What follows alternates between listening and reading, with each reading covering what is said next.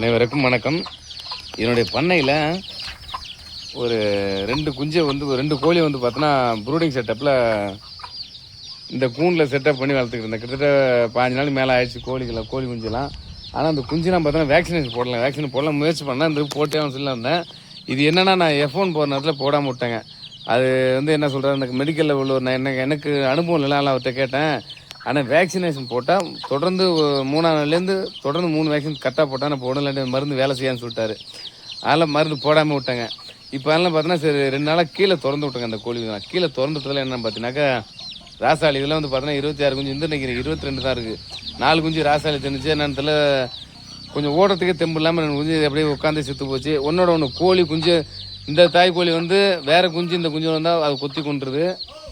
அடுத்தபடியாக பார்த்தோன்னா அந்த தாய் கோழிகிட்ட போய் வேறு குஞ்சு எதை வந்தால் அதை கொத்தி கொண்டுருது. இப்படி பார்த்தோன்னா இப்படி ஒரு 5-6 கோழி இறந்துருச்சு, 5-6 குஞ்சு இறந்துருச்சு. ஸோ இதில் என்ன பிரச்சனைன்னு பார்த்தீங்கன்னா, சரி குஞ்சுலாம் ஒன்று கொத்தி கொள்றதால நம்ம என்ன பண்ணுறோம், இறந்துருது. அதில் திரும்ப கூண்டுக்குள்ளே விட்டுறலாம்னு சொல்லி நம்ம ரெடி பண்ணிகிட்டு இருக்கோம். ஈவினிங் நேரத்தில் கொஞ்சம் கூண்டுக்குள்ளே விட்டு தீவனத்தை கொஞ்சம் போடுவோம். ஏன்னா தீனி இல்லாமல் சாகுதா உள்ளுக்கே வச்சுருந்தா ஒரு மாதிரி ஆகுதுன்னு சொல்லி தான் வெளில விட்டோம் 2 நாளாக.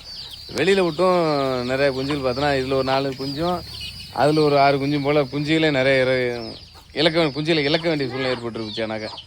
ஏன்னா போதிய அளவுக்கு தண்ணி கிடைக்குதா தீனி கிடைக்குதா சரியாக கண்டுபிடிக்க முடியல. அதில் தண்ணி தீனி கூண்டுக்குள்ளே வச்சு இப்போ உள்ளுக்குள்ளே விட்டுற போனோம் திரும்பவும்.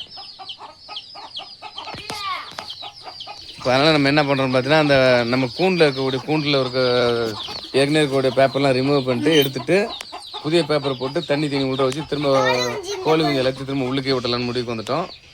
நான் இந்த கோழி பண்ணையிலேருந்து கோழியை காப்பாற்றணும் நாம படுற பாடு இருக்கு, பெரும்பாடாக இருக்குது. என்னப்பாவே வெளியில் விட்டா ராசாலி தூக்கிட்டு போயிடுது, இல்லை ஒன்னோட ஒன்று கொத்தி இறந்துருது. உள்ளுக்கு வச்சா என்னன்னு தெரியல கோழி குஞ்செல்லாம் குறுகியே போயிட்டு இருக்குது.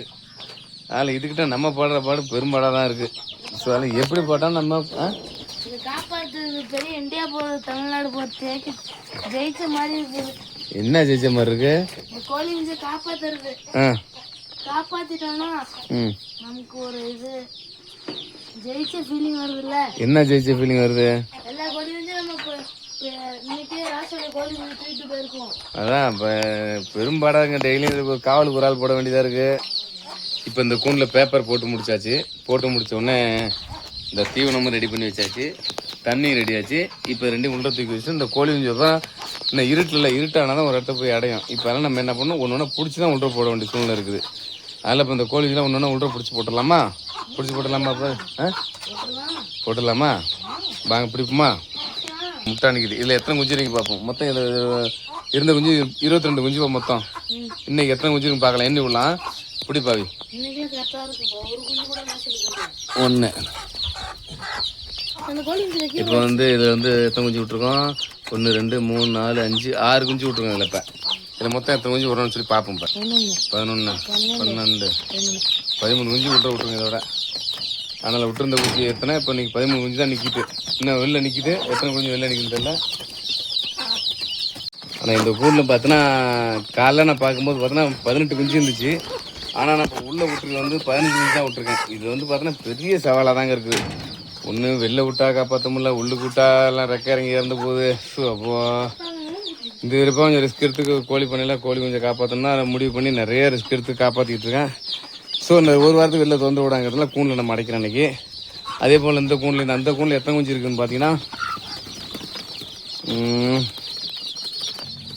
இப்போ ஒரு தடவை சேர்த்து இந்த குஞ்சில் பார்த்தோன்னா 22 குஞ்சு நிற்கிது. இதில் ஒரு காலம் அதோட குஞ்சு 2 இதில் வந்துருக்குன்னு நினைக்கிறேன், சரியாக தெரியல, பார்க்கலாம். ஏன்னா கோழியை காப்பாற்றுறது படுபட்டு இந்த பேட்ச் இப்படியா காப்பாற்றிடணும் கோழி அப்படிங்கிறதுனால என்ன வேலை பார்த்துக்கிட்டு இருக்க வேண்டியதாக பாருங்க. 2 குஞ்சு பிடிக்க முடியல, ரொம்ப நேரமாக போராடிக்கிட்டு இருக்கேன் நானே பையனும். ஆனால் உள்ளுக்கு வைக்கிற அன்னைக்கு பார்த்தோன்னா தண்ணி தீனி வைக்கிறேன்னு பார்த்தோன்னா நல்லா தண்ணி குடிக்க நல்லா தீனி தீங்குது. ஆனால் பார்த்தோன்னா ரெக்கை இறங்கி போயிருதுங்க. ரெக்கை இறங்கி ஒன்று இறக்க ஆரம்பிக்குதுதான் வெளில திறந்துட்டேன். ஆனால் வெளியில் மேயிற குஞ்சுலாம் பார்த்தோன்னா ரொம்ப சிறப்பாகவே இருக்குது. அதுக்கு தண்ணி வைக்கிறதில்ல, தீனி வைக்கிறதில்ல. உதாரணமாக சொல்ல போனால் இந்த கோழியோட வச்சுக்கலாங்க. இந்த கோழி பார்த்தோன்னா 8 குஞ்சோடு தான் இருந்தது. ஆனால் ஒரு குஞ்சு எப்படி மிஸ் ஆகிடுச்சு. 7 குஞ்சு இருக்குது. இந்த குஞ்சுக்கு நம்ம தண்ணி ஒரு நாள் வச்சதில்லை, தீவனம் வச்சதில்லை. ஆனாலும் பார்த்தோன்னா அந்த குஞ்சுகள் எல்லாமே ஆரோக்கியமாக வந்திருக்கு. நல்லாவே குஞ்சுகள்லாம் இருக்குது பார்க்கறதுக்கு. அந்த கோழி குஞ்சோடு இந்த கோழி குஞ்சு சிறப்பாகவே இருக்குது. இதுக்கு நம்ம என்ன செய்வோம் என்ன சொல்லலாம். இவ்வளோ கோழி குஞ்சு மேயிற அளவுக்கு இங்கே போதிய அளவுக்கு தீவன பற்றாக்குறை மேய்ச்சல் குறைவு அப்படிங்கிறத வந்து நம்ம கூண்டில் கொஞ்சம் அடைச்சிக்கிட்டு அதுக்கப்புறம் வெளில விடுமே சொல்லி பிளான் பண்ணேன். ஆனால் முடியாமல் போயிடுச்சு. கோழி பஞ்சு இப்போ காப்பாற்றுனது என்னென்ன ரிஸ்க் இருக்குங்கிறத என்னென்ன ரிஸ்க் இருக்கிறேன் அப்படிங்கிறத காமிச்சிருக்கேன். அடுத்த வீடியோவில் நம்ம ஆடுகளை பற்றி பார்க்கலாம். நன்றி, வணக்கம்.